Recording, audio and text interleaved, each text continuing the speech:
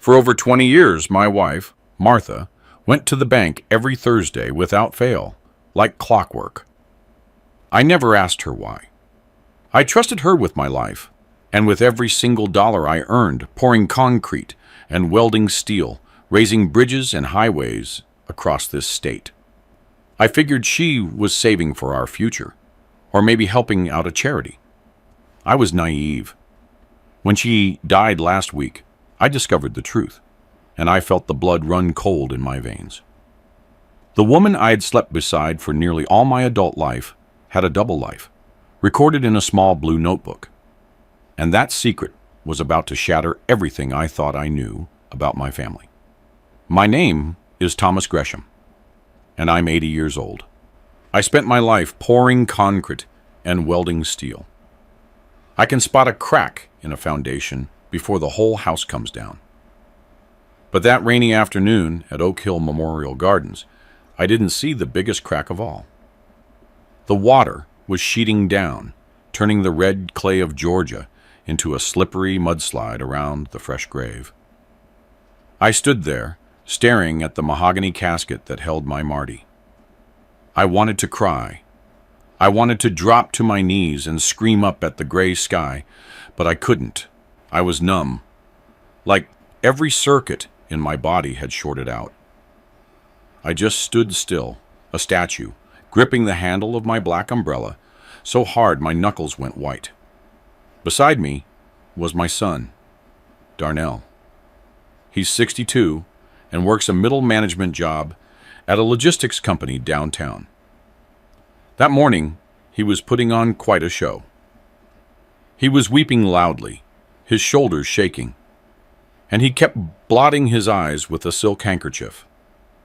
To anyone watching, he was the perfect image of a son ravaged by grief. But I've spent my life building things. I look for the details, the stress points, and I saw something that didn't fit. Every time Darnell lifted the handkerchief to his face, his left hand would subtly adjust his shirt cuff.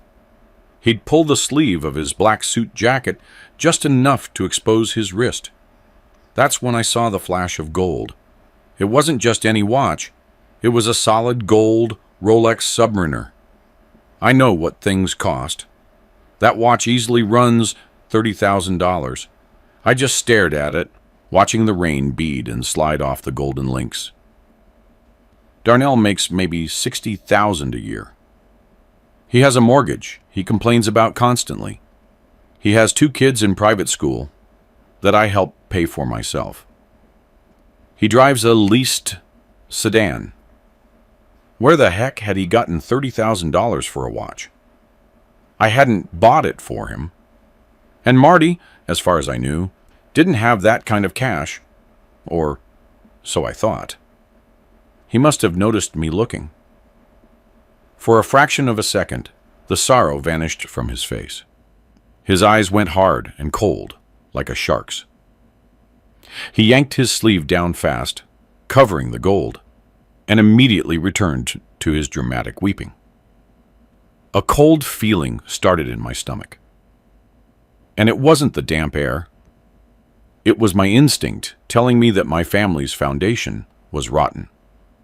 We drove back to the house for the repast. I built this house with my own hands 30 years ago. Solid oak floors, a fieldstone fireplace. It was supposed to be our refuge. Now, it was full of people eating potato salad and whispering empty condolences. I sat in my usual armchair in the corner, just observing. My daughter, Lorraine, was in the kitchen doing the real work, making coffee, serving food, making sure everyone was looked after. She looked exhausted. Darnell, on the other hand, was lurking. I watched him pace the living room, looking at the paintings on the walls, the furniture, the trinkets, like an appraiser sizing up a house for auction. When the last guest finally left, Darnell didn't come over to ask how I felt. He didn't put a hand on my shoulder. He walked straight over to me and sat on the ottoman across from my chair. "Dad, we need to discuss logistics," he said, his voice too smooth, too polished. I looked at him, tired. Can we not do this today, Darnell? We just buried your mother. We have to take care of the administrative side, Dad, he insisted. Look, I know you're grieving and not thinking straight. I need the key to Mom's home office. What for? I asked, my voice rough. I have to look for insurance policies, Darnell said, leaning toward me. You know how expensive funerals are, Dad, and the hospital bills for the chemo must be through the roof. I want to help you review the debts so we can pay the funeral home. I looked at him, and for the first time in my life, I didn't see my child. I saw a stranger, a greedy stranger. I sat up a little straighter. The father left, and the engineer came out. The man who had dealt with crooked inspectors and sloppy subcontractors. The funeral's taken care of, Darnell, I said, ice cold. I signed the check yesterday. It's paid. Darnell blinked in surprise. Oh, well, that's good. But the medical bills, Dad, the hospitalization was long. It could be hundreds of thousands of dollars. Maybe we'll have to liquidate some assets or review her accounts to cover it. I let out a dry, harsh laugh. Liquidate assets. Is that what you call it? Listen to me, Darnell, I said, locking eyes with him. Last week, I paid the hospital bill. $512,000. I paid it from my savings. I don't have debts. I haven't had debts since 1985. Your mother's medical care was paid by me, not by insurance, so you don't need to look for anything. Darnell's face went pale. He hadn't known I had that much liquid cash. He thought I was just a retired old man living on a Social Security check. He didn't know about the investments I'd made back in the 90s. But Dad, he stammered, trying to compose himself, there might be other things. Mom could have personal debts, or maybe she left a will in there. I just want to help you organize everything. You're wearing a $30,000 watch, Darnell, I said, pointing at his wrist. He flinched and quickly covered it with his other hand. It's fake, Dad. A knockoff. I bought it online for $50 just to look professional at work. I looked at him. I know gold. I know its weight, the way it catches the light. That was no imitation. But I didn't press the point. Not yet. Go home, Darnell, I said. Go back to your wife. Leave the organizing to me. He hesitated for a moment. He glanced towards the door of Marty's office at the end of the hall. I saw the hunger in his eyes. He didn't want to help. He wanted to find something. All right, Dad, he said, getting to his feet. I was just trying to be a good son. Call me if you need anything. He left quickly. Lorraine kissed me on the forehead and left shortly after, asking me to call if I needed company. Finally, I was alone. The house was silent, too silent. The silence buzzed in my ears. I sat there for a long time, until night fell, and shadows filled the rooms. I couldn't stop thinking about Darnell's desperation to get into that office. Marty was private. She always kept the household accounts and managed a small checking account for groceries and the hairdresser. Why would Darnell think there was anything of value in there unless he knew something I didn't? I got up, my knees protesting, and walked down the hall to the small room Marty used as an office. It was locked. It always was, she said, because she didn't want the grandkids messing up her sewing patterns. I didn't have the key. Darnell had asked me for it, which meant he didn't have it either. But I didn't need it. I had built that door frame. I went to the garage and grabbed a thin piece of high-tensile wire. It took me 10 seconds to force that simple lock. I stepped inside. The room smelled of her lavender and old paper. My heart broke all over again. Her sewing machine was covered in one corner. The desk was neat and impeccable. I started checking the drawers. Nothing out of the ordinary. Utility bills, Christmas card lists, coupons clipped from the Sunday paper. Marty was frugal. She'd drive an extra 2 miles just to save 10 cents on a gallon of milk. That's why the idea of her having secret debts seemed ridiculous. I checked the filing cabinet. Nothing. Tax returns, house deeds. I sat in her chair, feeling foolish. Maybe Darnell was just being nosy. Maybe I was just a paranoid old man, looking for a fight to distract myself from grief. I took one last look around the room. My eyes fell on her old sewing basket on the shelf. It was a wicker basket she'd been using for 40 years. Darnell would never look in there. To him, it was just grandma's stuff. But I knew Marty hid her chocolates in there, away from the grandkids. I reached up, took the basket down, and opened the lid. There were spools of thread, needles, a pincushion, and underneath a layer of fabric scraps, something hard and rectangular. I pulled it out. It was an accounts ledger, a hardback blue notebook, the kind you buy at a stationery store. It looked old. The spine was cracked and faded. I opened it to the first page. At the top was a date, January 14th, 1984. The handwriting was Marty's neat cursive. Thursday, First Colonial Bank. Withdrawal, $1,000. I frowned. In 1984, that was serious money. It was more than I earned in 2 weeks back then. I turned the page. January 21st, 1984. Thursday, First Colonial Bank. Withdrawal, $1,000. I kept turning. Every week, every Thursday, for decades. I did the math in my head. 52 weeks a year, multiplied by 40 years. Over $2 million. My hands started to shake. I dropped the notebook onto the desk. Where had she gotten that money?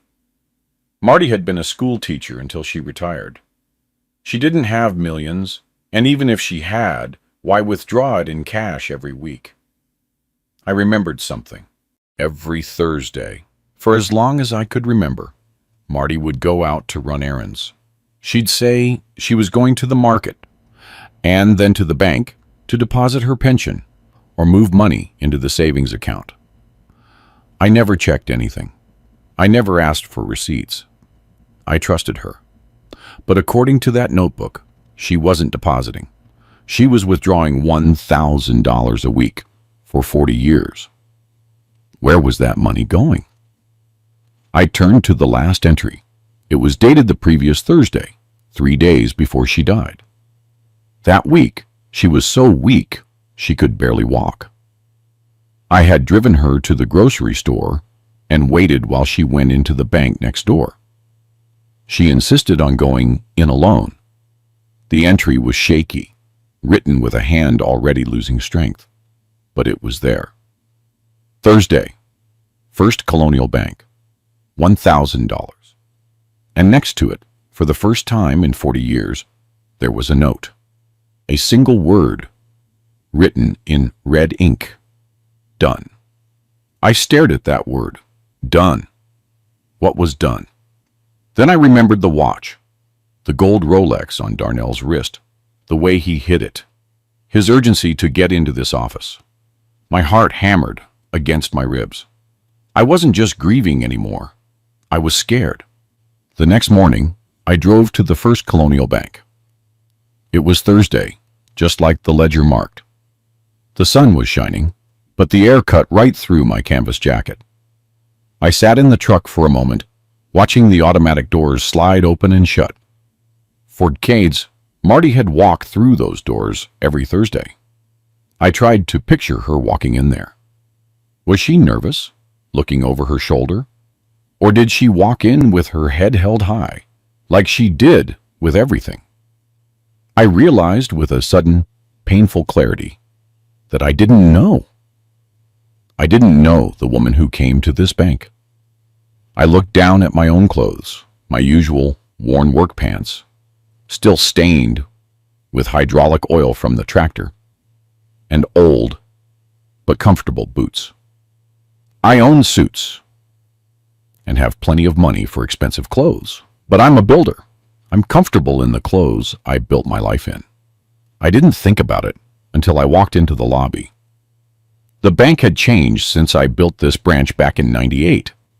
They had remodeled. Now it was all polished glass and steel, cold and personal. I walked up to the teller line. A young woman was behind the counter. Her name tag read Jessica. She looked about 20 with perfect nails and a bored expression. When it was my turn, she looked me up and down. Her eyes paused on the worn collar of my jacket and the dirt under my nails. I saw the instant judgment. To her, I was an old guy coming in to cash a small Social Security check or complain about a $5 fee. "How can I help you, sir?" she asked, her tone polite but distant. "The one you use with children or someone you want to rush out the door?" "I need to see the account activity for my wife's account," I said. My voice came out rougher than I wanted. I cleared my throat. Her name was Martha Gresham. She passed away last week. The girl didn't even type anything. She just gave me a tight, textbook smile. "I'm sorry for your loss, sir, but I can't give out account information to anyone but the account holder. It's a privacy policy." I took a deep breath. "I know the policy, miss, but I'm her husband. I'm the executor of her estate. I have my ID." I started to pull out my wallet, but she stopped me with a hand up.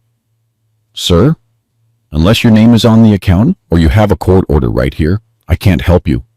You'll have to make an appointment with an executive next week." "Next week?" I repeated. The blue notebook was burning a hole in my pocket. "I can't wait until next week. I don't want to withdraw anything. I just need to see the history." She came here every Thursday for decades. "Does anyone here know her?" Jessica sighed heavily. "Sir, please lower your voice, or I'll have to call security. We have hundreds of customers. We don't keep track of who comes in on Thursdays. If you're not conducting a transaction, I have to ask you to step aside for the other customers." I felt the blood rush to my face. It wasn't embarrassment. It was rage. I looked around the lobby, up at the ceiling, at the great vault door at the back. I pointed up with a calloused finger. "See those trusses, miss? Those steel beams holding up the ceiling? I welded them. And that vault back there, that reinforced concrete box? I poured that myself. I built this building when you were still in diapers. So don't you tell me to step aside. Call your manager. Call Ms. Henderson." Now, the girl's eyes widened. She was about to retort, but something in my face stopped her. She pressed a button under the counter and disappeared into the back offices. A moment later, a door opened, and the manager walked out. Ms. Henderson was a woman in her 60s, sharp and elegant. We'd known each other for 20 years. She looked at the teller, then at me. Her face softened instantly. "Mr. Gresham," she said, walking toward me with her hand extended. "I heard about Martha. I'm truly sorry." She ignored my work clothes and gave my hand a firm shake. "Thank you, Miss Henderson," I replied. "I need your help. Your teller here says I need a court order to find out what my wife was doing here for decades." The manager looked at young Jessica, who shrank against the wall. "It's all right, Jessica. Mr. Gresham is a historic client. I'll take care of this." She led me to her office. It was silent inside. The walls were covered with diplomas and family photos. She gestured to a leather armchair, closed the door, and sat on the other side of the desk. She looked tired, with a hesitation in her movements that I didn't remember. "Thomas," she said, using my first name. I figured you'd end up coming in. I saw the obituary in the paper. Martha was a wonderful woman. I nodded, swallowing the lump in my throat. She was, Miss Henderson. I found a book, a ledger. Marty kept a record. She came here every week, every Thursday. The notebook says she was depositing or moving $1,000 each time. The manager's face became inscrutable. She adjusted her glasses. I need to know how much is in that account, I said. I need to know why she was saving it. Was it for the grandkids? For charity? Darnell thinks she had debts, but I know that's not true. Ms. Henderson sighed, turned to her computer, and typed for a few seconds. The click-clack of the keys was the only sound in the office. Thomas, she finally said in a low voice, Martha didn't have a joint account with you here. It was a personal account, an investment fund she opened in 1984. 1984, the year the notebook started. Good, I said, leaning forward. So what's the balance? The manager hesitated. She looked at the screen and then back at me with eyes full of pity. I hate pity. Mr. Gresham, the account balance is $1,450. I froze. I felt the floor disappear under my chair. $1,450? I repeated. That's impossible. The notebook lists thousands of entries. 1,000 a week, 4 decades. That's millions, Miss Henderson. Where is the money? She turned the monitor so I could see. I squinted at the columns of numbers. You're reading it backward, Thomas, she said softly. Martha wasn't depositing money. She wasn't? I asked, confused.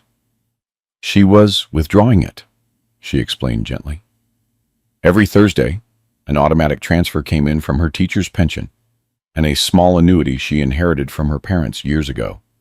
And every Thursday, she came to the window and took out $1,000 in cash. The room started spinning. Withdrawing, I stammered. And where did she take it? If she didn't leave it here, where did it go?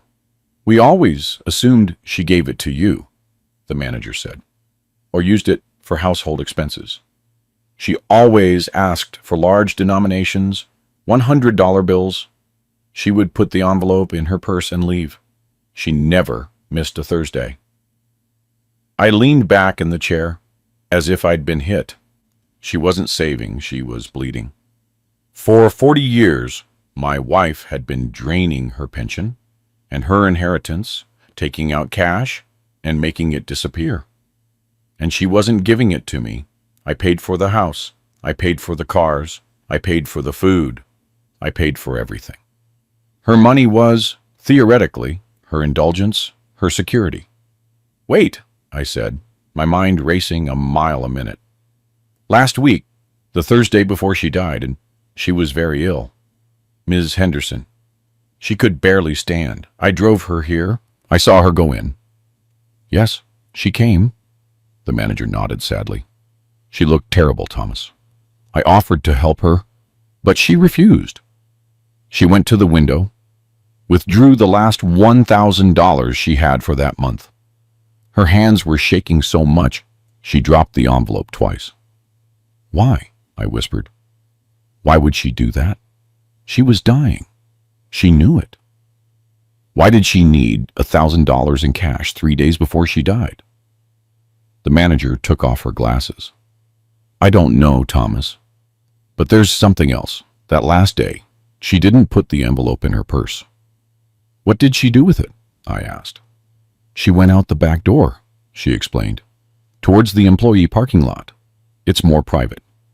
We don't usually let customers exit that way, but we made an exception for Martha because she had trouble walking. I thanked Ms. Henderson. I got up on legs like jelly and walked out of the office, crossing the lobby without seeing anyone. My head was a hurricane. Marty wasn't accumulating a fortune. She was paying someone $1,000 a week, $52,000 a year, over $2 million over the course of our marriage. She had spent 40 years handing over cash, and she made sure to make the very last payment, even while agonizing. Who had that power over my wife? Who could make a dying woman crawl to the bank to deliver an envelope? I went out to the truck. The rain had started again. I sat behind the wheel and stared straight ahead. I thought about the blue notebook. I thought about the word in red ink. Done. Whatever the debt was, whatever the blackmail, it ended with her death. Or maybe she had just paid it off in time. I felt a cold rage growing inside me. It displaced the grief and the confusion. Someone had done this to her. Someone had squeezed her dry. I started the engine. I wasn't going home. I was going to find out who was waiting for her in that back parking lot. And God help them when I did. I drove back with the blue notebook on the passenger seat like a loaded weapon. The rain had turned into a steady drizzle that matched the gray inside the cab. My hands were steady on the wheel, but my mind was flying. I kept seeing that word in red, done. I saw the balance, $1,450. I saw the gold flash on my son's wrist. I needed answers, and I wasn't going to wait. I parked in front of the house, which now seemed too large and too empty without Marty. I went straight to the kitchen and picked up the landline. I called Lorraine first. She answered on the second ring, her voice laden with the same grief I felt. I told her to come over for dinner. Then I called Darnell. He sounded suspicious. He asked if I'd found the insurance policies yet. I told him to come over, that I'd bought a bucket of fried chicken, and didn't want to eat alone. It was a lie, but I knew he'd come. He was sniffing around the money like a bloodhound, and wouldn't miss a chance to get back into the house. An hour later, we were sitting around the oak dining table. I didn't take out the good china. We were eating on disposable plates, just my 2 children and me. The only sounds were the rain against the window and the scrape of plastic forks. Lorraine looked tired, picking at the coleslaw, her eyes red. The emptiness of her mother was visible on her slumped shoulders. Darnell was different. He ate fast, nervously. His eyes darted from shelf to shelf, from cabinet to cabinet, towards the hall that led to the office. He was wearing a casual polo shirt that night, but I could still see the watch on his wrist. His left hand remained under the table most of the time. "So, Dad," Darnell said, wiping his mouth with a napkin. "Did you get into the office? Find anything important?" I stopped chewing. I looked at him. He was 62, but at that moment, he looked like a teenager caught hiding a bad report card. I put my fork down next to the plate. I reached into the pocket of my flannel shirt and pulled out the blue notebook. I didn't say anything. I just let it drop onto the middle of the table. It hit the wood between the mashed potatoes and the biscuits. The effect was immediate. Darnell froze. His fork clattered onto his plate. His face turned flower white. He stared at the blue cover as if it were a venomous snake. He knew exactly what it was. I saw it in his eyes. "What is that?" Lorraine asked, confused. She reached out to touch it, but I stopped her gently. "Ask your brother," I said, my voice low and dangerous. "He seems to recognize it." Darnell swallowed hard. "No, I don't know what you're talking about, Dad. It looks like any old notebook." "Don't lie to me, boy," I thundered. My voice cut the air like a whip. "I went to the bank today, Darnell. I spoke to Miss Henderson. I know about the withdrawals. Every Thursday, $1,000 for decades. Over $2 million. "Where is it?" Lorraine covered her mouth. $2 million? Dad, what are you saying? Mom didn't have that kind of money. Yes, she did, I replied, not taking my eyes off my son. She had her pension. She had an inheritance I never touched, and she drained it to the last penny. And I think Darnell knows exactly where that money went. He pushed his chair back with a screeching sound on the floor. He looked trapped, his forehead sweating. All right, look, Dad, he stammered, raising his hands. I didn't want you to know. Mom made me promise. She begged me not to tell you. It was her secret. What secret? I roared. She had a problem, Dad, Darnell said, lowering his voice. An illness. She was addicted to gambling. Online poker, slot machines. It started in the 80s, and she never could stop. She lost everything. I tried to help her, I tried to control it, but it was uncontrollable. She was sick. I fell silent. Lorraine looked at him as if he were crazy. Gambling? She repeated. Are you hearing yourself? Mom didn't even know how to use a smartphone. Remember last Christmas?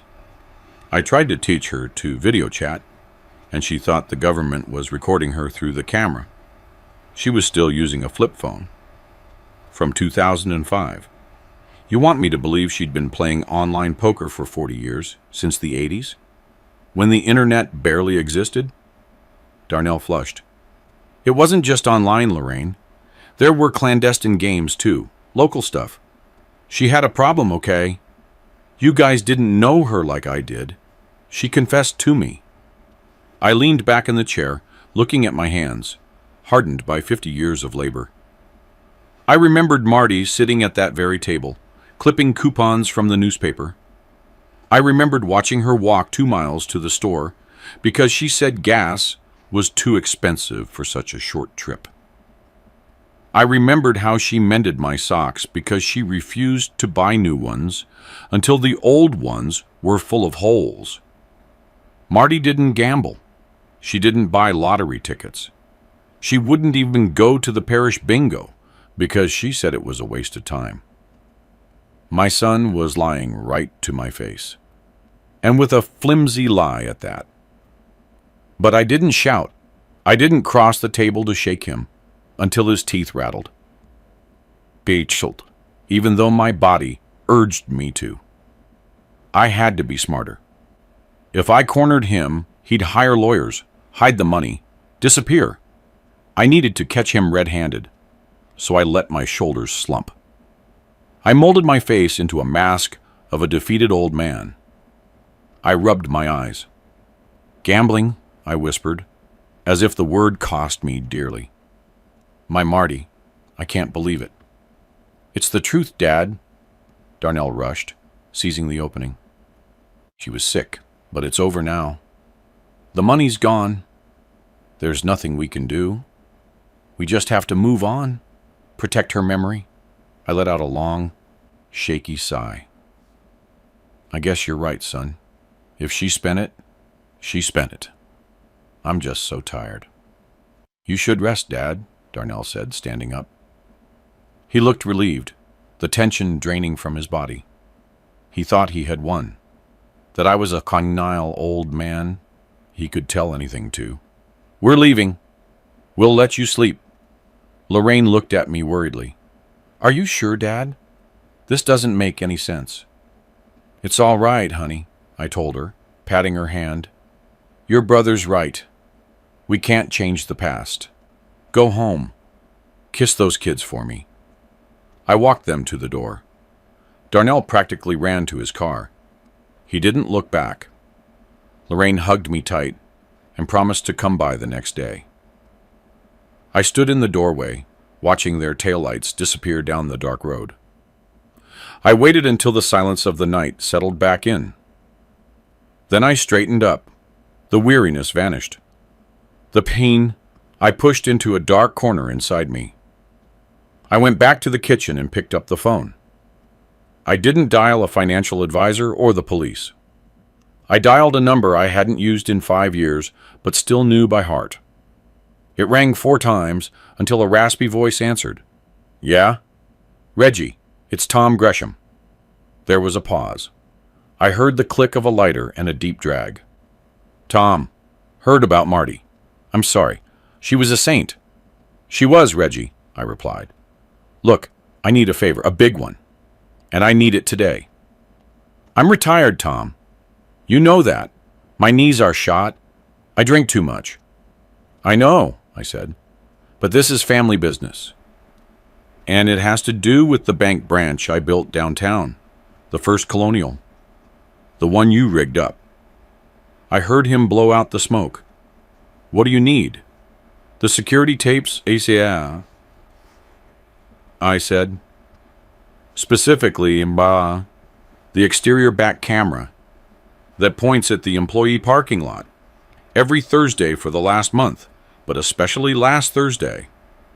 That's a big ask, Tom. Banks don't hand that over easy. I know, I said. But you installed the system 3 years ago as the contractor. You still have the master codes. You bragged about it at the poker game. Reggie let out a dry chuckle. You've got a good memory for your age. What do you want them for? I think someone was robbing my wife, I replied, my voice turning to ice. I think someone was bleeding her dry for 40 years. And I think I know who it is. There was silence. All right, Tom, come to my place in 20 minutes. Bring a good bottle of whiskey. I hung up. I went to the living room cabinet and took out the bottle of single malt I was saving for our 50th anniversary. I wouldn't need it to celebrate anything now. I grabbed my keys and the blue notebook. The role of the grieving widower was over. Tonight, I was going to be the man who built bridges and knocked down obstacles. Darnell thought he could hide behind the word gambling. He thought he could smear his mother's name to cover his own greed. He was about to learn that you don't steal from a man who knows how to pour concrete over a problem. The rain beat on the metal roof of the truck like 1,000 hammers as I drove towards the outskirts. Where the asphalt turns to gravel and streetlights become a luxury, lived Reggie. His house was a converted shipping container behind an old junkyard. To anyone else, it would look like a pile of scrap, but I knew Reggie.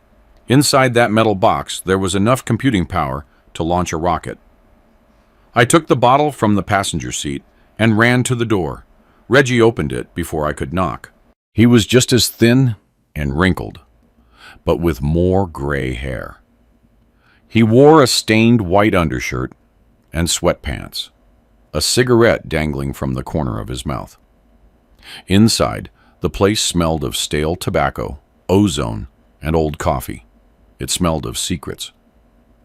He didn't say anything, just nodded toward the bottle and stepped aside. I walked in. It was a labyrinth of racks, fans, and cables snaking like black serpents. In the center, a desk with 3 huge monitors illuminated the gloom. I sat on a folding metal chair that groaned under my weight. Reggie uncorked the whiskey, took a long swig from the bottle, and passed it to me. I drank. It burned all the way down to my stomach, warming the knot inside. All right, Tom, Reggie said, sitting down at the keyboard. I still have admin access. They never changed the passwords. Laziness is the best friend and worst enemy of security. The screens flickered, code scrolling down like a waterfall. Suddenly, a grainy black and white image appeared. I recognized the angle instantly. The bank's rear camera focusing on the employee parking lot and the loading ramp. Let's go back a month, Reggie said, to see the pattern. He clicked to a Thursday date. I leaned forward. At 10:15, the back door opened.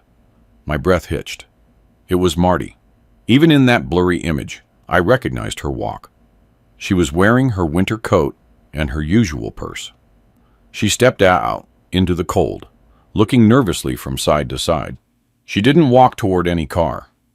She walked towards the darkest corner of the parking lot, where the shadow of the building next door was thickest.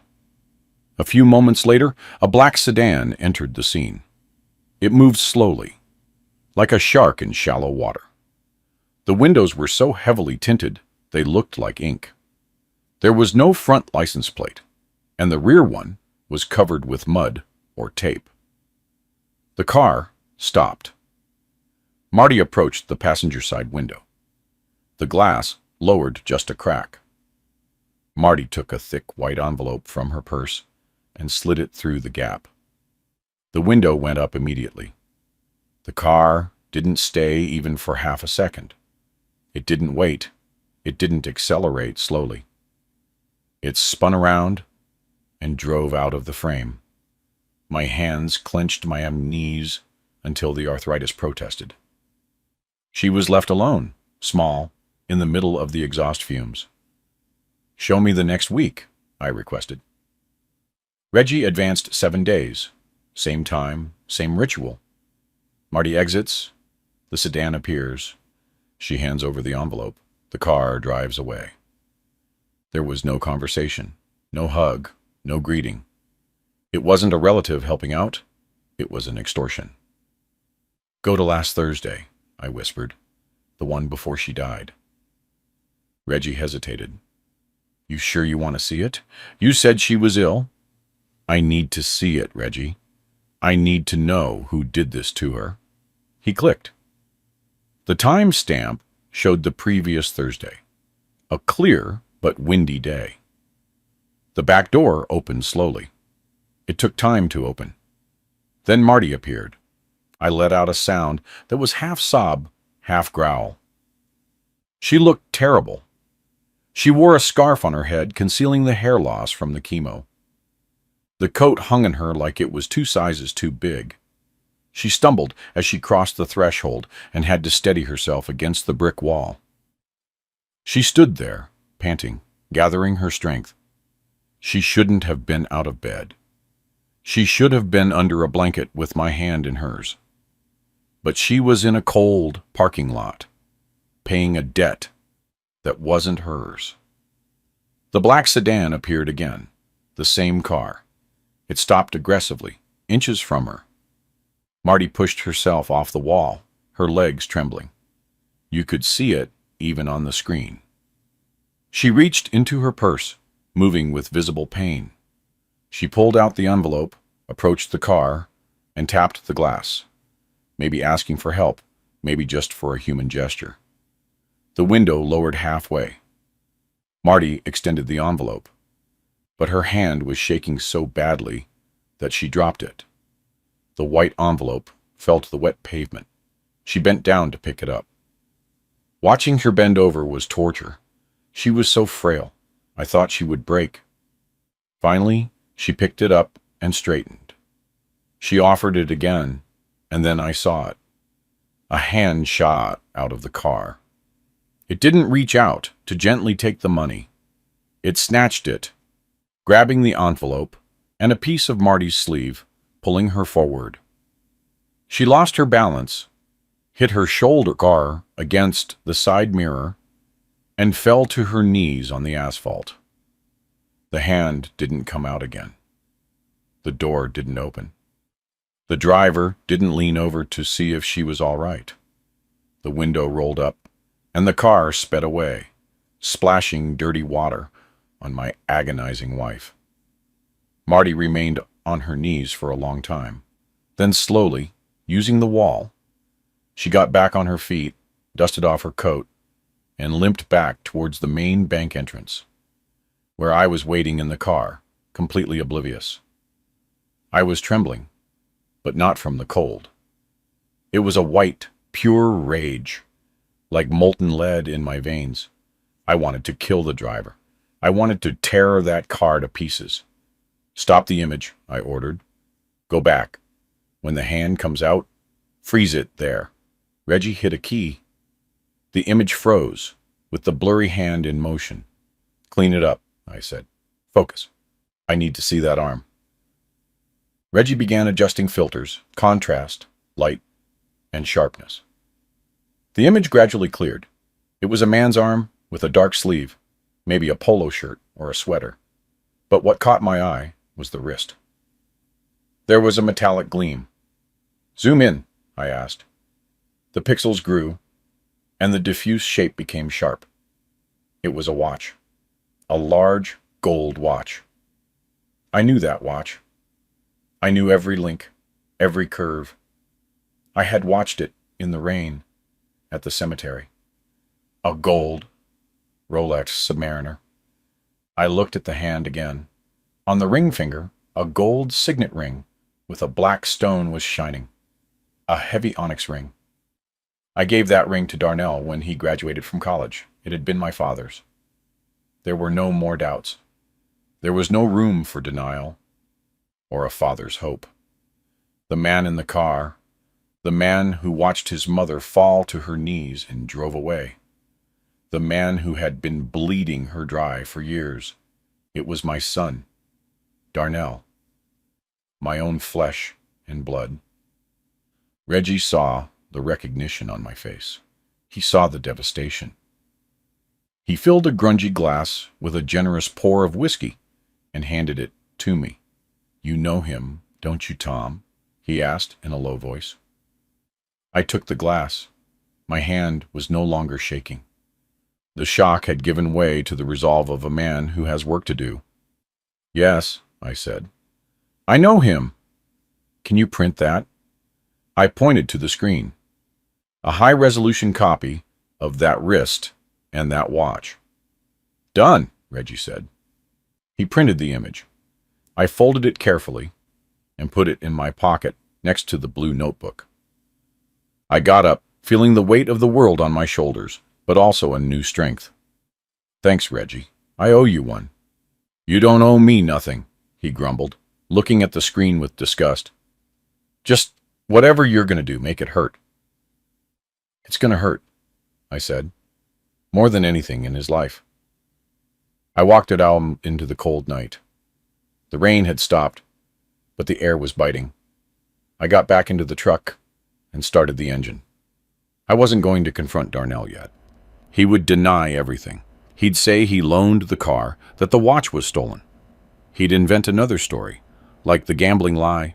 No, first I needed to know why. The notebook started in 1984. Darnell was just 22 then, newly working on my construction sites. What happened that year? Why did the payments start then? I drove back home, digging through the layers of 40 years of memories. I went straight to the basement. That's where I kept the old files for Gresham Construction. Boxes of invoices, tax returns, and contracts. I keep everything. I turned on the bare light bulb hanging from the ceiling. The basement smelled of dust, dry earth, and old paper. I found the box marked 1984 to 1985. I carried it over to my workbench and cut the tape with my pocket knife. Inside were invoices, timesheets, and safety reports. I flipped through the months: April, May, June. Then I saw the folder I was looking for. The tab was red. Incident Report, June 14th, 1984. I didn't need to read it to remember. I'd relived that date in nightmares for years. We were building the I-20 overpass. It was the biggest contract I'd ever won, a job that should have put us on the map. Instead, it nearly sank us. I remember the sound first, the screech of tearing metal, then the screaming, then the dull thud of the scaffolding collapsing. A young man named Marcus was up there. He fell 30 feet. He survived but never walked again. The investigation was brutal. Safety inspectors swarmed us. They found that a safety bolt was missing from the main mechanism. They talked about negligence. Insurance premiums skyrocketed. I lost 3 contracts. We were on the verge of bankruptcy. I spent 5 years working 18 hours a day just to keep the lights on. I always wondered how that bolt came out. Those bolts are steel. They don't just fall off. I closed the folder. That was the official version.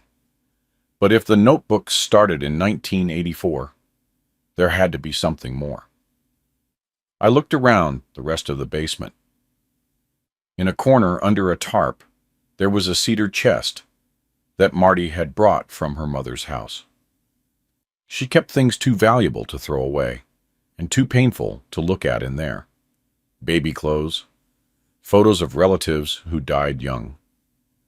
I removed the tarp. The smell of cedar was barely noticeable beneath the mustiness. I opened the chest. There were quilts and photo albums. Groping inside, my hand touched leather. It was the old family Bible, the large one, with a cracked spine and almost erased gold lettering. Marty read the Bible every night, but she used a small edition she kept on her bedside table. This one she kept stored away. I pulled it out. It was heavy. I sat on a small stool and opened it across my knees. I flipped through the thin pages, Genesis, Exodus, Psalms, until I found it. Between the pages of the book of Job was an envelope. It was nothing special. Cheap paper, yellowed with age. It was sealed. And on the front, in handwriting I didn't recognize, was a single name, Marty. I broke the seal with my thumb. The paper tore harshly. Inside was a folded sheet of notebook paper. The ink was faded, almost brown, but legible. It wasn't written in cursive, but in large, aggressive capital letters. Mrs. Gresham, I saw what happened at the site. I was there late. I saw your son, Darnell. He was drunk. He was messing around in the backhoe cabin. He didn't know what he was doing. He hit the scaffolding support, knocked out the bolt, laughed, and ran away. I saw him. I saw how he crippled that man. If you don't want your son to rot in prison for attempted murder, and if you don't want your husband to lose his company and be ruined, you will pay $1,000 in cash every Thursday, forever. If you miss a payment, I go to the police, I go to the press, I destroy the Gresham name. Don't tell Thomas anything. If he knows, I will know too. There was no signature. I stared at the letter. The words blurred. Darnell, my son, had caused the accident. My son had paralyzed a man. I closed my eyes, trying to reconstruct 1984. Darnell was 22. He went out a lot. He drank. He came home late. I remembered the night of the accident. He came into the house pale, shaking. He said he had the flu. He stayed locked in his room for 3 days. I thought he was sick. Marty took care of him. She brought him soup. But she knew. A few days later, that letter must have arrived. She knew her son was responsible for wrecking a man's life and nearly sinking my company. And instead of telling me, instead of forcing him to face the consequences, she protected him.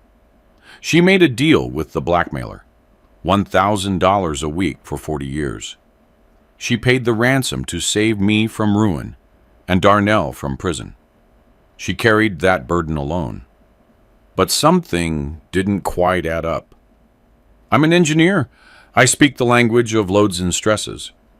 I reread the letter. He hit the scaffolding support, knocked out the bolt.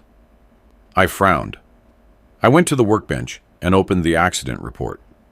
I pulled out the blueprints for the scaffolding we used in 1984. The locking mechanism was gravity-fed. The bolt was on the inner face of the upright, oriented toward the concrete pillar. If a machine hit the scaffolding from the outside, it would bend the structure, dent the legs. It wouldn't pop a bolt inward. To remove that bolt, you had to stand in front of it, lift the safety tab, and slide it out. A machine doesn't do that by accident. A drunken young man doesn't do that from a cabin. Someone had lied. The letter said, I saw him hit the scaffolding. But the physics said otherwise. Whoever wrote that knew Darnell was drunk and on the site, but didn't know about the scaffolding. They used the coincidence to pin the blame on him. But who? Who knew Darnell was there, and yet was ignorant of the technical details? Who hated us enough to bleed us for 40 years? I looked at the handwriting again. Those clumsy capital letters seemed familiar. I had seen them on material orders, on work notes. It was the handwriting of my foreman, Elijah Eli Sterling. He was the only one who had the keys to the site. He signed the safety reports. He had confirmed everything was in order when he left. If Darnell was there, Eli let him in or saw him. He no longer worked for me. He had retired years ago, and from what I heard, was fading away in an assisted living facility in another county. I didn't wait for dawn. I didn't sleep. I went upstairs, grabbed the letter, the notebook, and my keys. I drove 4 hours on back roads to the Maplewood Assisted Living Facility, a low brick building surrounded by a wire fence and neglected lawn.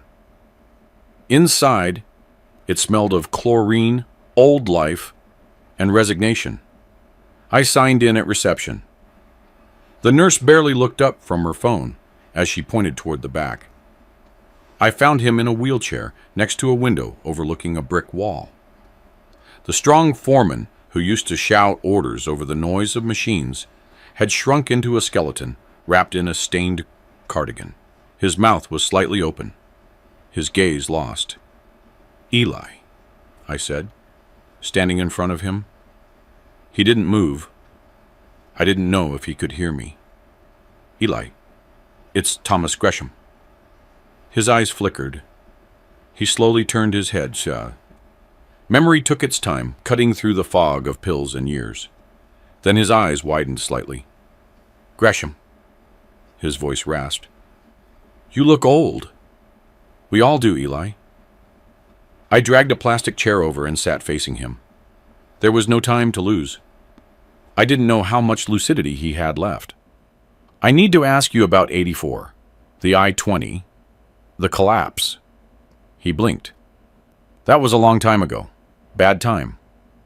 "Yes, it was bad," I said. "But it's not what you told my wife." I pulled the yellowed letter from my pocket and unfolded it in front of his face. His eyes locked onto those capital letters. I saw something. Fear, and behind it, a flicker of the old Eli. "I didn't write that," he muttered, looking away. "Don't lie to me, Eli," I responded harshly. "I know your handwriting. I've seen it for 20 years. You wrote this.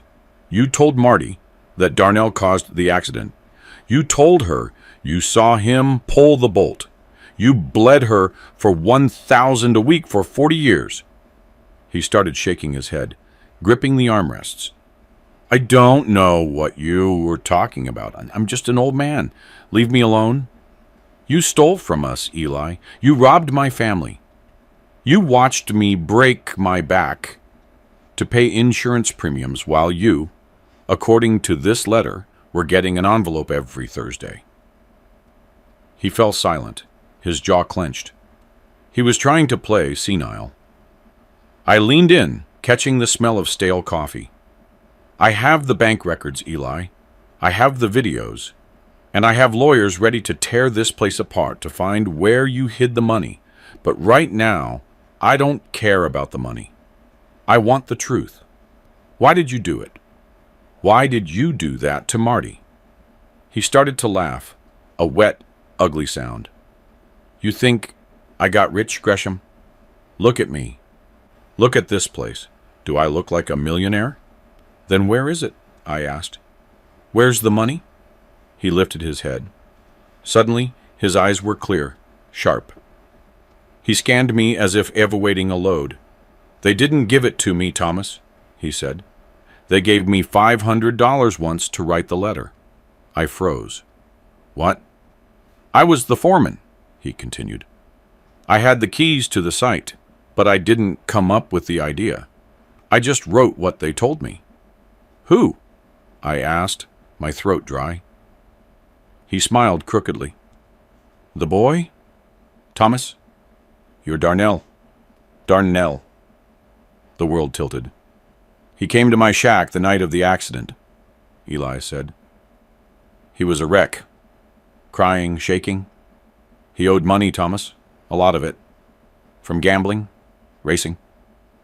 He'd borrowed from bad people in Atlanta, and they were going to beat him up. He needed a way out. He knew about the accident. He knew you were distracted. He came and begged me. He told me you would never give him that money because you were too strict. He said his mother was soft, that she would pay anything to protect him. He dictated the letter to me, word for word. He gave me $500 to mail it, said he'd handle the rest. I swallowed the emptiness. And he collected every week, Eli nodded. He told her to drop the money off at the bank so it would look like she was running errands. He collected it, playing both messenger and victim. He used me as the boogeyman, Thomas. He would tell her, Kowalski wants more. Kowalski threatens to talk. But it was him. It was always him. I looked at him. I wanted to call the old man a liar. I wanted to grab his cardigan. But the pieces fit too well. The watch, the greed, the rush to get into the office. Darnell hadn't just robbed his mother. He had psychologically tortured her. He made her believe her son was a criminal. He forced her to pay for that guilt for 40 years. He used her love as a weapon and let her die believing the lie.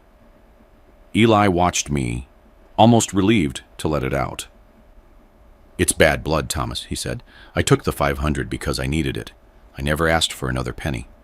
I thought he'd stop collecting once he paid off the debts, but he never stopped, did he? No, I replied, getting to my feet. My legs felt heavy. No, he never stopped. I turned away.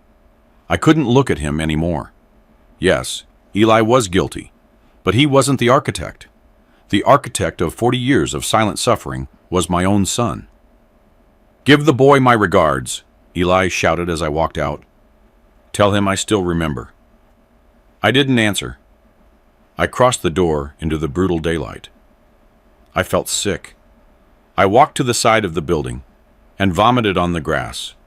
My wife, my sweet Marty, had spent her life protecting a son who was holding a knife to her throat.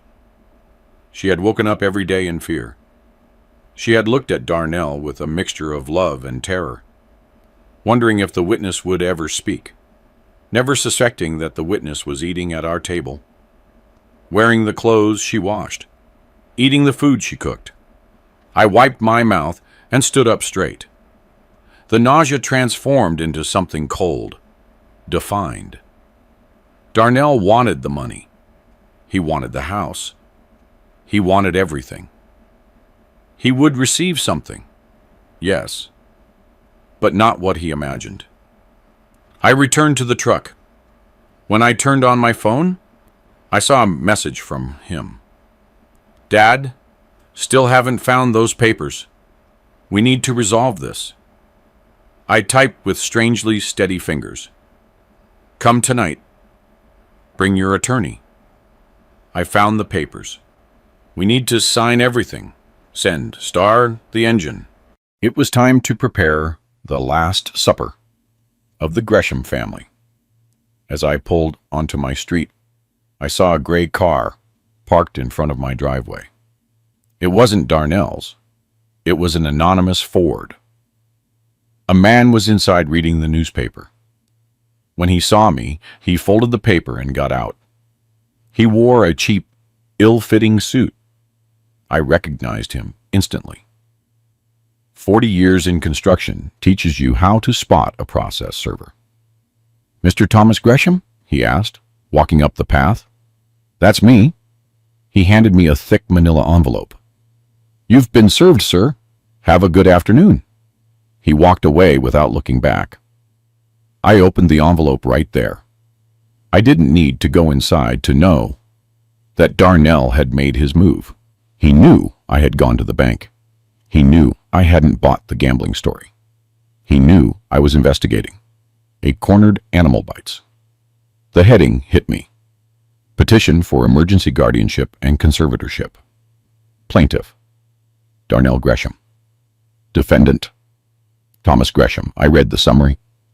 My own son was petitioning the court to have me declared mentally incompetent. He claimed that my wife's death had caused a psychotic break, that I was suffering from paranoid delusions and severe dementia, that I was squandering the family estate on absurd investigations, and that I was a danger to myself and my finances. He requested immediate control of my assets, accounts, investments, and properties. He wanted to be my legal guardian. If he won, he would have the power to stop me, fire lawyers, bury evidence, lock me in a nursing home, and medicate me until I truly lost my mind and access to the $5 million I had saved. I went into the dark house and sat down at the kitchen table to read his affidavit. It was a masterpiece of lies, seasoned with truths. My father has become erratic since my mother's death, it said. He believes there are conspiracies surrounding her passing. He went to the bank and shouted at the tellers because he couldn't remember his own details. Yesterday, he disappeared for 6 hours. He drove to a nursing home to harass a senile man. He believes this man holds secrets about an accident from 40 years ago. He is living in the past. He is spending thousands of dollars on detectives to chase ghosts. I fear he will lose everything. It was intelligent, wicked, but intelligent. He was using my search for the truth as proof of my insanity. The hearing was set for the following morning, an emergency session. I had less than 12 hours. I didn't sleep. I showered, shaved, and put on my best gray suit. I shined my shoes until I could see my reflection. I wasn't going to walk into that courtroom looking like the confused old man Darnell needed me to be. The county courthouse was familiar to me.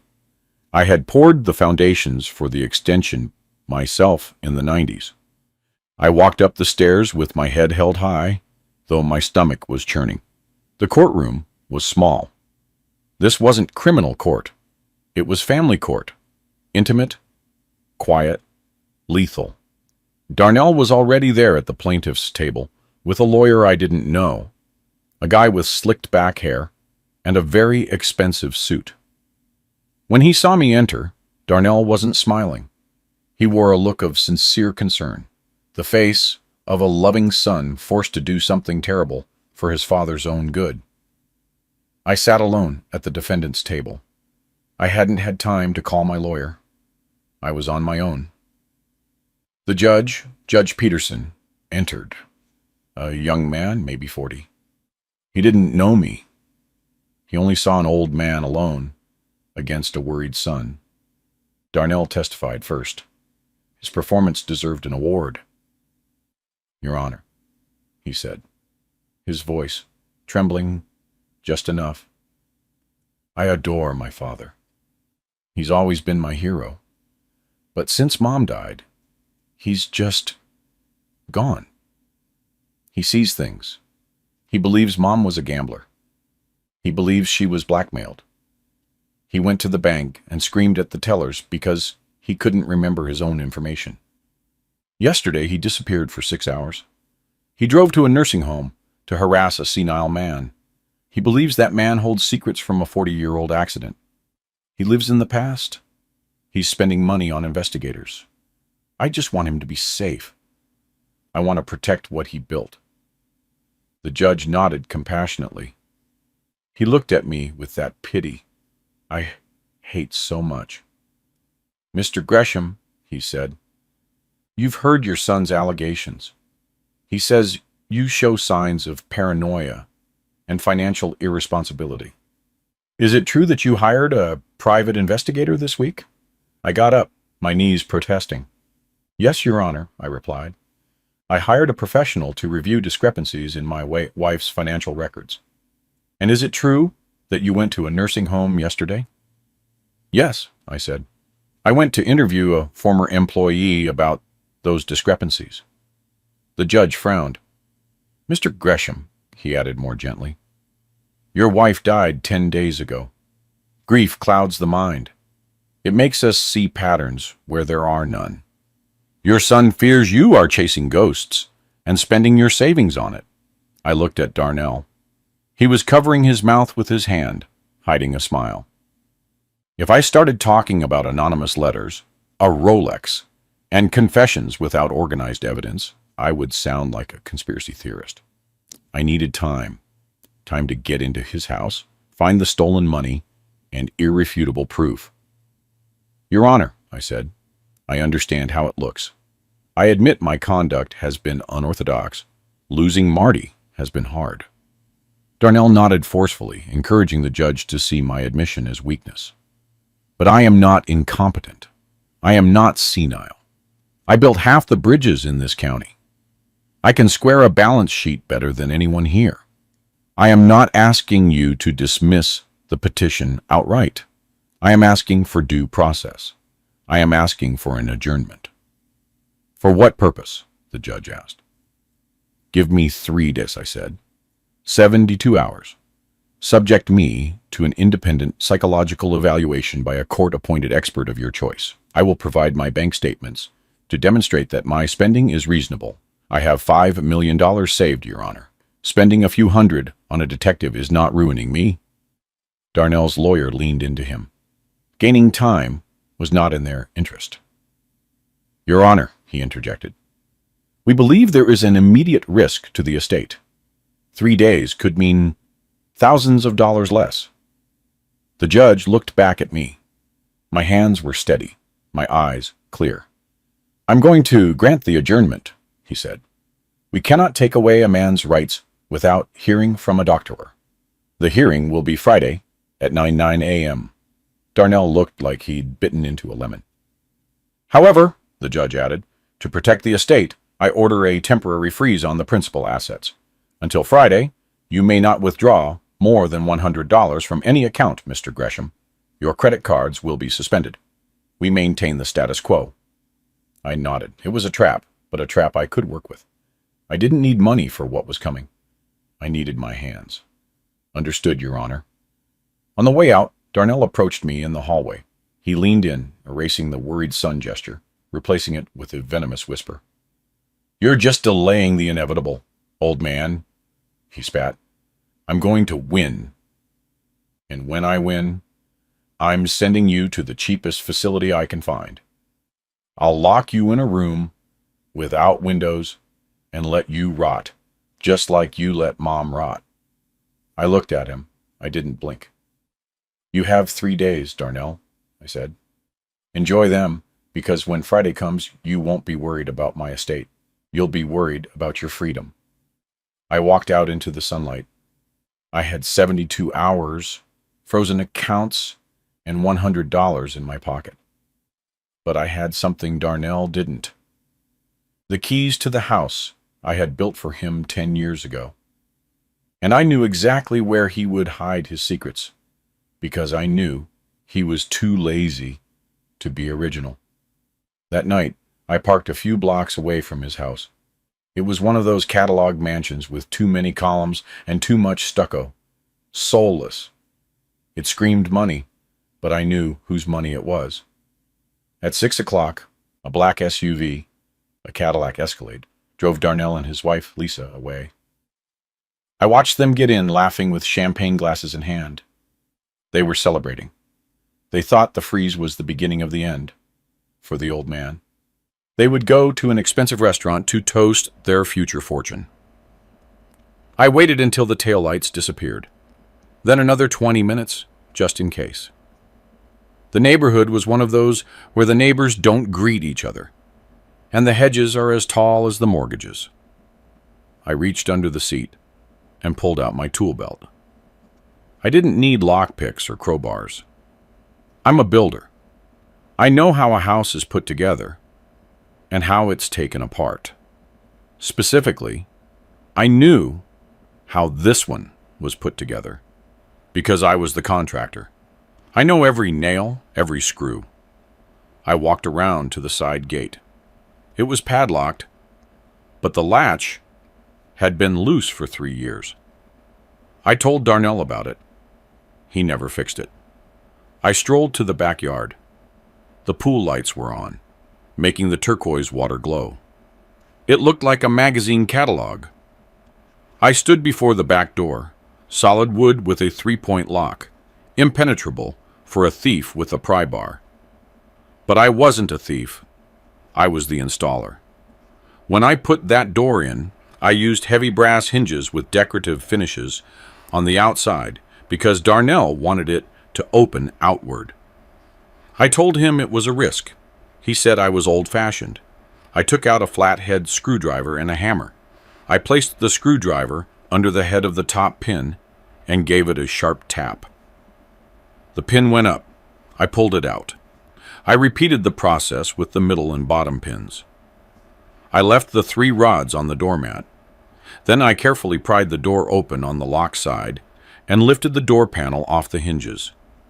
I held it before it could scrape the stucco and leaned it against the wall. I was inside. No broken glass, no alarm. The sensors were on the frame, not the door panel. The house smelled of expensive cologne and cleaning products. I wiped my boots on the rug. I didn't want to leave footprints yet. I knew exactly where to go. His office upstairs, the room with the best view, the one he said he needed for his investments. I went up the stairs. The carpet was so thick, it swallowed my footsteps. The office door was open, opulent. I went in and turned on the desk lamp. It was obscene. Leather panels on the walls. A desk fit for a CEO. Shelves crammed with books with unbroken spines. I went straight to the hunting painting hanging behind the chair. It was hideous. I moved it aside. There it was. The built-in safe, electronic keypad, 4 digits, the only mystery. I looked at the keypad. Darnell is a narcissist and lazy. He wouldn't use something random. I tried his birthday. Nothing. Lisa's. Nothing. Their wedding anniversary. Nothing. I looked around. All of this, the leather, the desk, the view, existed because of one person, Marty. It was logical that Darnell would want to remind himself of that every time he opened the safe. I typed in my wife's date of birth, 04/07. The light turned green. A mechanical click. I felt sick. He had used the birthday of the woman he was robbing to protect what he had stolen from her, a private joke. I pulled open the heavy door. Inside, the shelves were packed. At the back were bundles of cash, thick packages of $100 bills with bands from the First Colonial Bank. It was the cash Marty had been withdrawing for the last few months. He hadn't even bothered to launder it. He just piled it there like loose change. On the middle shelf were passports and bank passbooks. I opened them. Offshore accounts in the Cayman Islands, in Switzerland. Obscene balances, regular deposits for decades that matched the withdrawals in Marty's notebook. He had invested the stolen money. He had made it grow. While his mother clipped coupons, he capitalized on her suffering. On the tapisserie, a pile of papers held together with a rubber band. The divan was a yellowed sheet of notebook paper. In pencil, someone had practiced writing capital letters over and over. I saw what Darnell did. I saw him. I saw him. The handwriting was shaky at first, then aggressive, exactly like the letter. Behind it was the first draft of the missive, with crossed-out phrases, rewritten lines, searching for the most threatening tone possible. If you don't pay, your son goes to prison. He had repeated that sentence 3 times. Behind those were dozens more letters, drafts of threats he had sent Marty when he needed more. Kowalski is asking for more, Mom. The witness is getting nervous. I need 5,000 more, or he'll talk. He kept them. He kept the evidence of his own villainy. Why? Because they were trophies. Proof of how smart he thought he was, of how easily he had manipulated the woman who gave birth to him. My hand trembled as I held the papers. This wasn't just financial abuse. It was planned psychological torture over 40 years. It was proof that my son had no soul. I took everything out. I put the cash, the passbooks, and the letters into a canvas bag I had brought. I emptied the safe. I left nothing. I closed it and spun the dial. I rehung the painting. For a moment, I wanted to smash everything, destroy the desk, throw the books, but that would alert him. I needed him to feel safe for just a little longer. I walked back downstairs with the bag on my shoulder. I rehung the door, fitted the hinges, and tapped the pins back into place with 3 light taps. Everything looked normal. I went back out through the loose side gate and walked back to the truck. I put the bag on the passenger seat next to the notebook. I took a deep breath. Yes, I had committed a crime, but I didn't feel like a thief. I felt like a soldier recovering ammunition behind enemy lines. It was midnight. Darnell would be ordering dessert, laughing at how easy it was to manipulate his old man. I started the engine. Let him laugh. Let him enjoy his creme brulee. The next day, he would receive a call that would mark the beginning of the end. By Saturday morning, I was sitting at my kitchen table with the bag open, the bundles of cash, the foreign account documents, the letters, spread out like pieces of a puzzle, finally solved. I hadn't slept, but I wasn't tired. I felt that vibrant energy you get before pouring a large slab of concrete, when you know that once the mix starts flowing, there's no turning back. I needed a witness. I couldn't do this alone, because Darnell is a liar and would twist everything. I needed someone who had loved Marty as much as I did, who would see the rot before I burned the house down. I called Lorraine. It was 6 o'clock. She answered, scared, thinking something had happened to me. I want you to come over, honey, I said firmly. Now? Alone. Don't tell your brother anything. You fell? Are you all right? I'm fine. Just come. It's about Mom and the money. She arrived 20 minutes later, disheveled and in sweatpants. When she walked in and saw the money and the papers on the oak table, she froze. Dad, she whispered, what is this? Did you rob a bank? No, I replied calmly. Your brother did. Sit down. I poured her coffee and showed her everything. The blue notebook, the photo of Darnell's watch in the rain. And worst of all, I put the letters in front of her. I made her read the draft where Darnell practiced threatening his own mother. I watched as recognition turned into horror, and then into tears. He terrorized her, Lorraine cried. 40 years, Dad. He made her believe she was going to prison. He stole her peace. He stole her life. And our future, I said. This money is your mother's pension, your grandparents' inheritance, every gift you never received because she was saving it. It's all here. Lorraine looked at me, her eyes burning with rage and pain. I want y'all to kill him, she said. I didn't reply. We're not going to kill him. We're going to destroy him legally, publicly, and forever.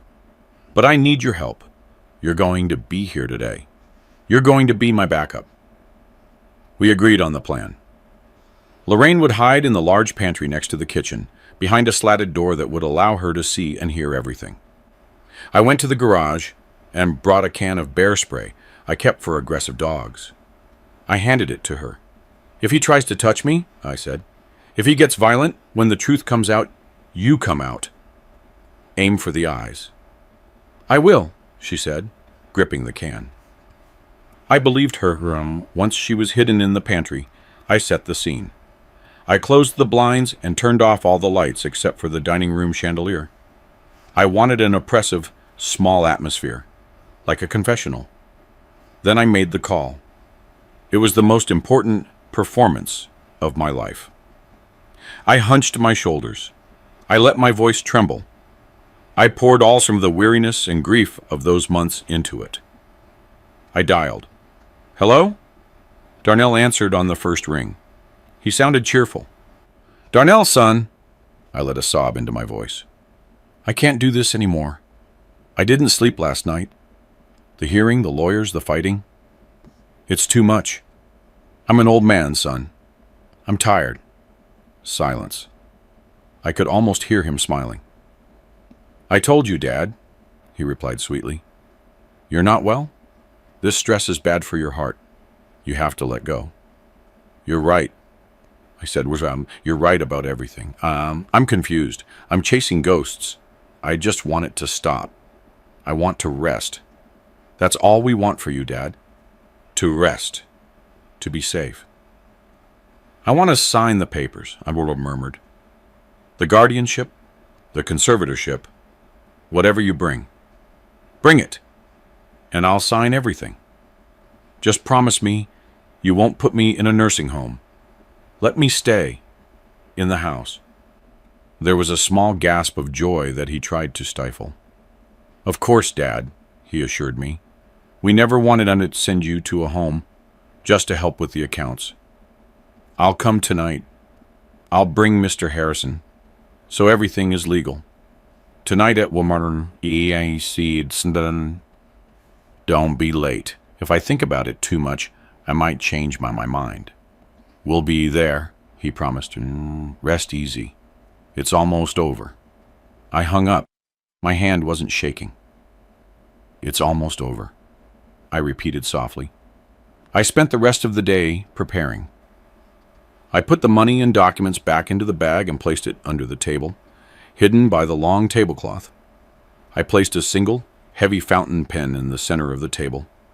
No paper, just the pen. I sat at the head of the wobble in my warm chair and waited. The hours stretched. At 6, Lorraine returned and slipped into the pantry without a word. At 6:58, headlights illuminated the window. I heard doors opening, laughter. They were celebrating. They were coming to strip an old man of his dignity and his assets, and they were laughing. The doorbell rang. It's open, I called out, my voice raspy. Darnell came in first, in a flawless blue suit, his hair slicked back like an executive in an ad. Behind him was Mr. Harrison, carrying a briefcase, looking like he was only there for the fee. In Darnell's hand, unbelievably, was a bottle of champagne. Dom Perignon. Dad? He boomed, walking into the dimly lit dining room. Why are you in the dark? Saving on the electric bill? He laughed at his own joke. He put the bottle on the sideboard. We'll have this later, to celebrate. Attorney, please sit. The lawyer placed a thick stack of papers on the table, sliding them towards me.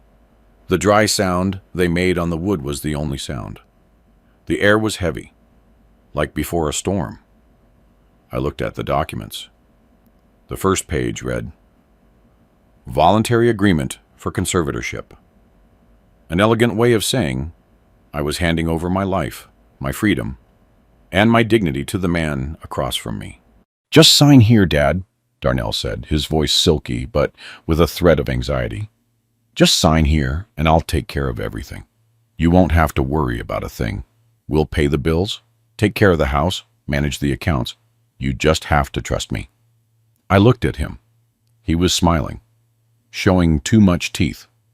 To him, I wasn't his father, the man who taught him to tie his shoes, to throw a ball.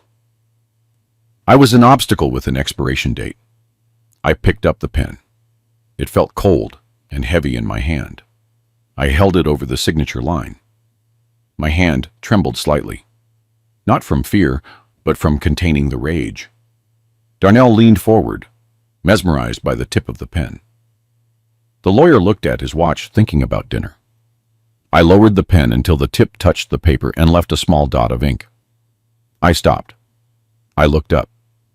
"You know, son," I said, my voice soft, "I spent 40 years pouring foundations, and I learned that when you build on a lie, sooner or later, the whole house comes down."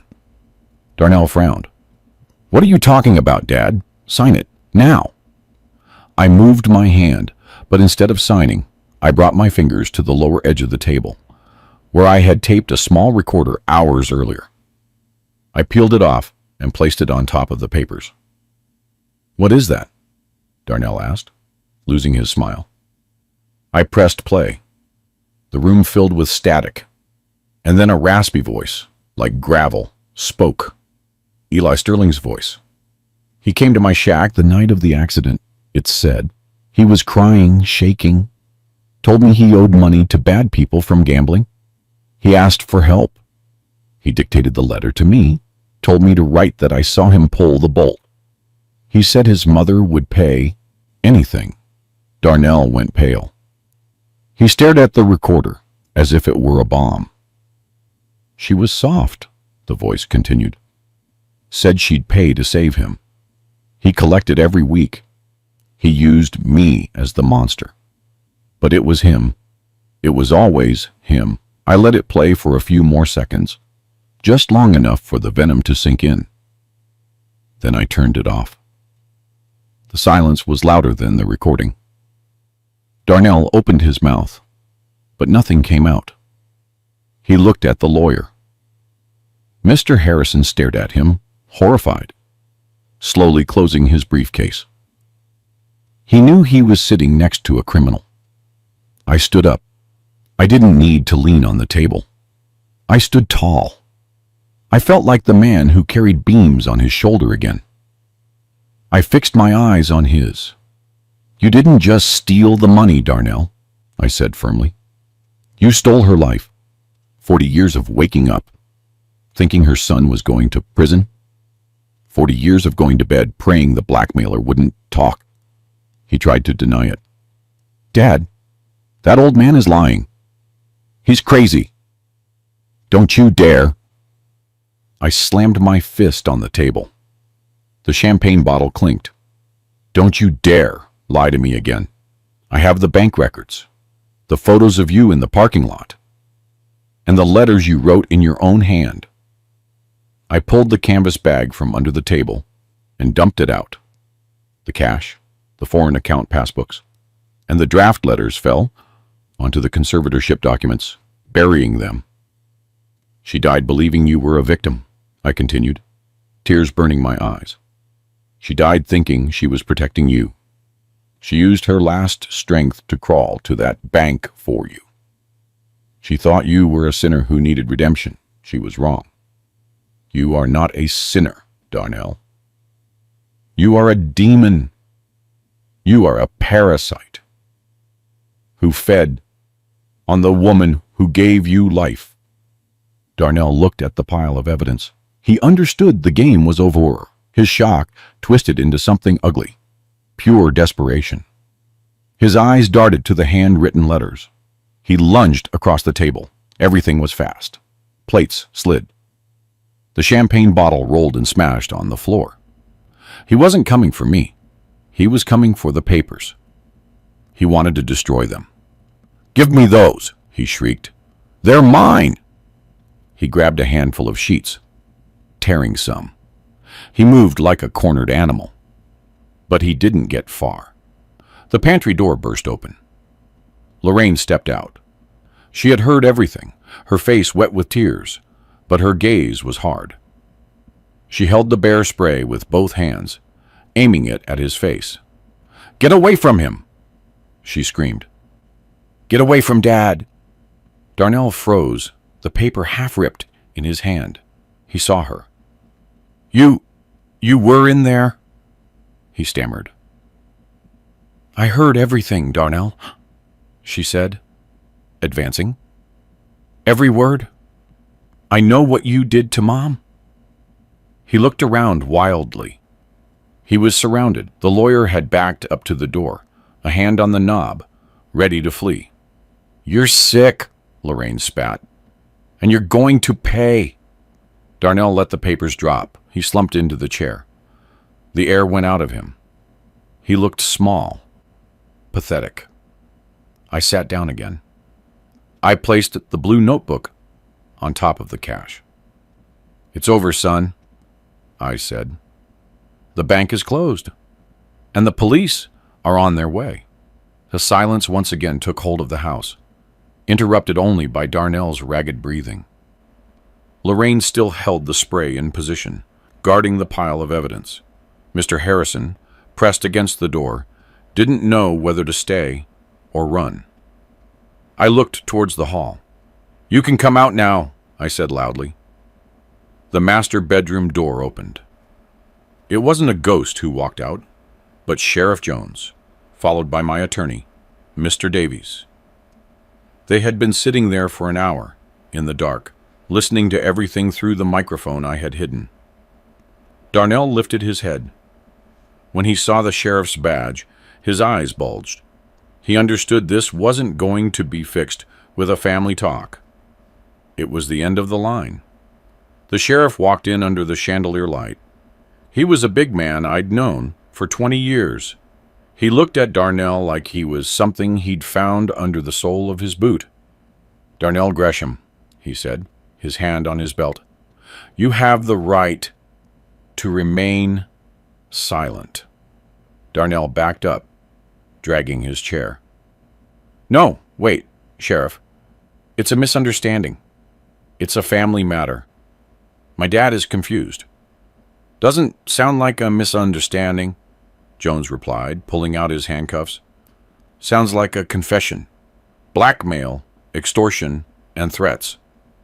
Mr. Davies stepped forward with a folder in his hand.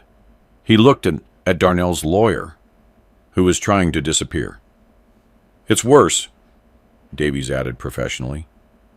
We have records of the Cayman accounts. The deposits match Mrs. Martha's withdrawals.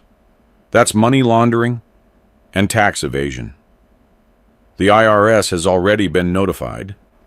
They are very interested in how an employee making $60,000 a year has millions offshore.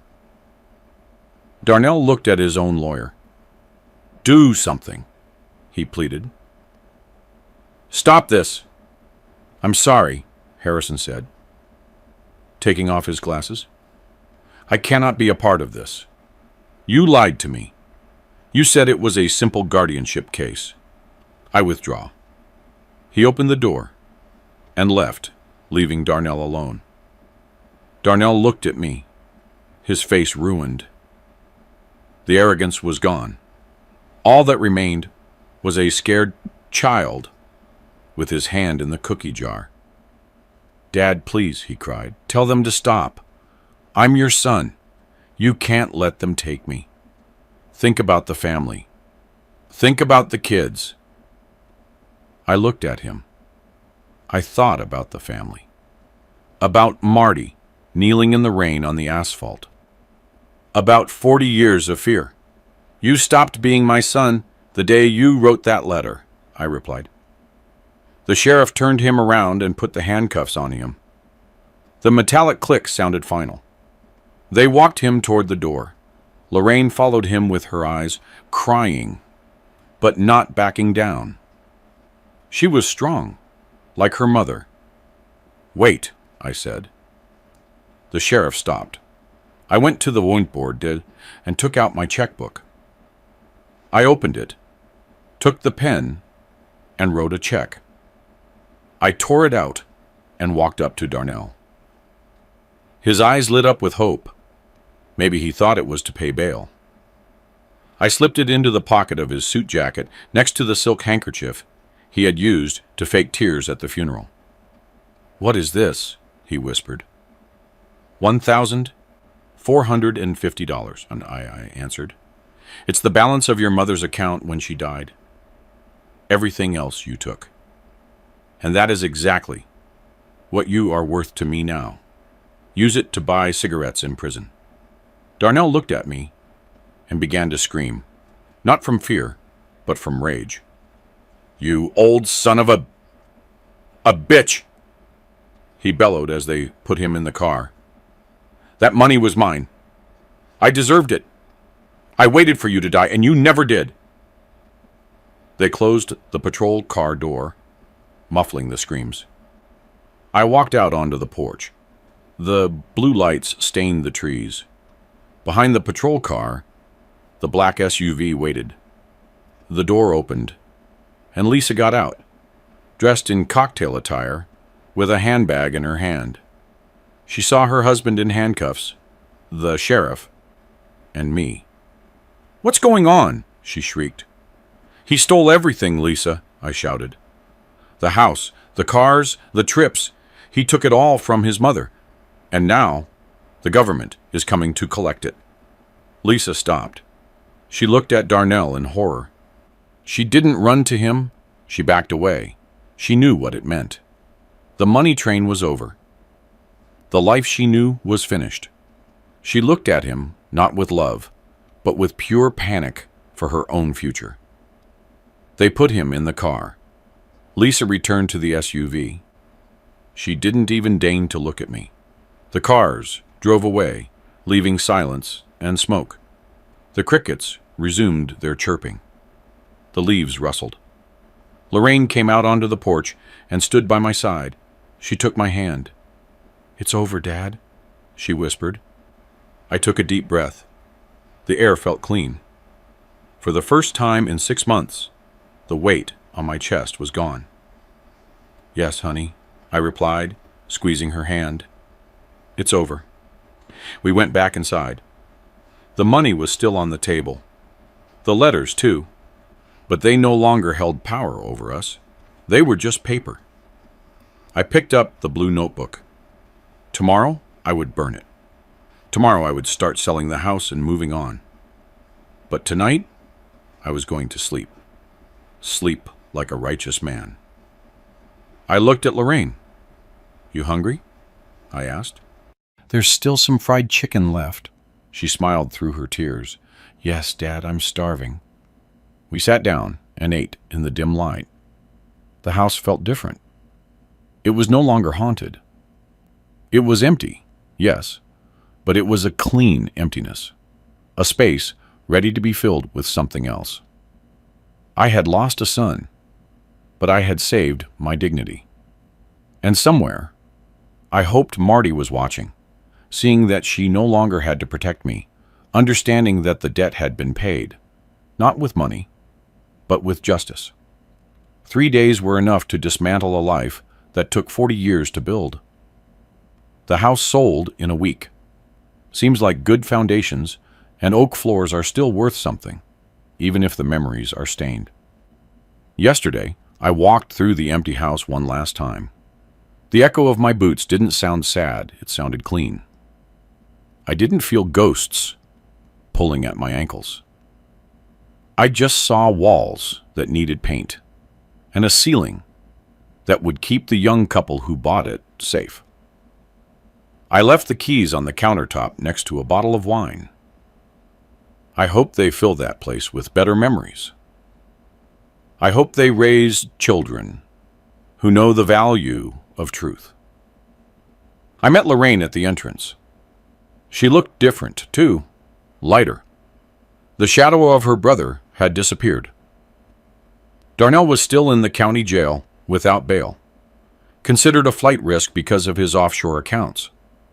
His wife had filed for divorce and taken the children to her mother's in Florida. His empire of lies collapsed, just like I told him it would. I gave Lorraine a thick envelope. Inside were the documents for a trust fund.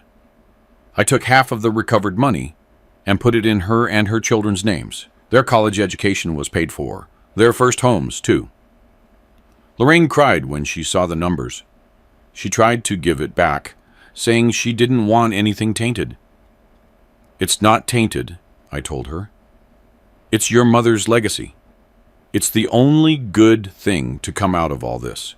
Use it to give those children the life she dreamed of. It's teaching them that you don't have to lie or steal to be happy. She hugged me tightly. She asked where I was going to sleep, if I wanted to stay at her house. I told her no, that I had other plans, that I had a promise to keep. I drove to Oak Hill Memorial Gardens. It was a beautiful day. The blue sky hurt my eyes. The mud from the funeral had vanished. The grass was green, dotted with wildflowers. Peace hung in the air. Walking to Marty's grave took less time than I expected. The headstone was already in place. Martha Gresham, beloved wife and mother. I stood there, listening to the wind in the trees. I thought about the bright-eyed girl who had promised to love me through richness and poverty. She kept her promise. She loved me so much she sacrificed her peace. She loved me so much she fed a parasite so I wouldn't lose my company. I took the blue notebook from my pocket. The spine was broken. The spine was folded. It weighed more than it should, as if holding a block of lead. I knelt on the grass, pulled out my Zippo lighter. The metal was cold. You were reckless, Marty, I whispered to the stone. Incredibly reckless. You thought you were protecting me, but you were feeding a monster inside the house. You should have told me. We would have faced it together. I would have torn the world down for you. I spun the wheel. The flame danced in the wind. But I love you, I said, my voice breaking. I love you more than I can say, and I forgive you. I forgive you the secrets. I forgive you the lies. You did what you thought you had to do. You were a mother protecting her young, even if the young was a wolf. I brought the fire to the corner of the notebook. The cardboard caught quickly. The blue turned black. The dates curled. I watched 1984, 1990, 2010 disappear. The figures of 1,000 by 1,000, the records of 4 decades of extortion, turned into gray ash that the wind carried away. I cleaned up the mess, Marty, I said, as the last remnant disintegrated. I took out the trash. Darnell can't hurt us anymore. He can't hurt anyone. You can rest. Don't worry about the police or the neighbors. It's done. I brushed the dirt off my knees. I felt light, as if gravity had loosened its grip. Rest in peace, my love, I whispered. I'll see you later. I turned without looking back. Only a stone and a memory remained there. The rest of my life was waiting for me in the parking lot. Next to my old truck was a beautiful monster.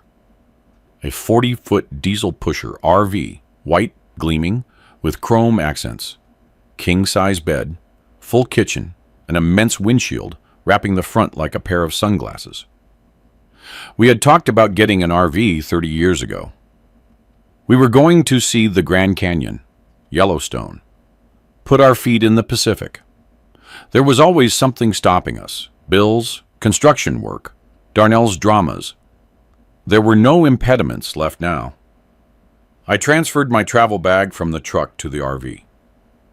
I put my toolbox in the side compartment.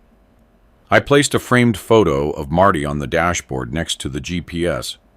I climbed into the driver's seat. It was high, cushioned. I turned the key. The engine started with a deep roar that vibrated everything. It sounded like freedom.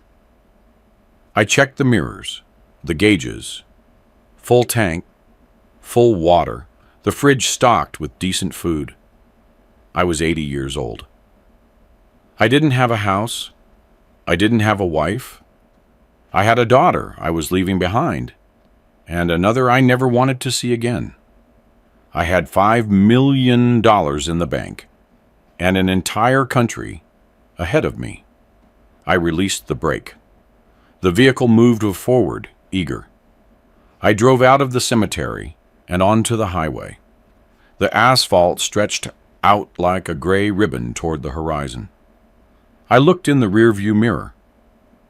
I no longer saw the old house, with its dark corners, or the bank with its back door, or the son who betrayed me, only the asphalt getting farther away. I pressed the accelerator.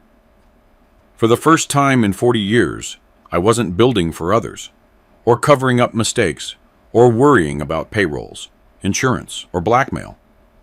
I was just driving. I looked at the photo on the dashboard. Marty was smiling. "We're going to the ocean, Marty," I said, just like we promised. I looked at the road, and for the first time in a long time, I felt free. The most valuable lesson I learned at 80 years old isn't how to make money, but the cost of cover-ups. My wife has spent 4 decades protecting our son from the consequences, but in reality, she fed a monster inside our home. Love without reason saves no one. It only prolongs the tragedy. The truth, however painful, is always better than a comforting lie. Don't let the word family force you to accept abuse. Sometimes the bravest act of love is letting those you care about face the law and their own conscience. I'm really glad you're here and that I could share my story with you. If you liked it, show me by liking the video and subscribing to my channel. Let's see how many of us there are. Write in the comments which city you're watching from and what time it is. I'm so curious to know where all you wonderful people are tuning in from. If you want to support me a little extra, you can also send a small donation. I share new life stories for you every single day.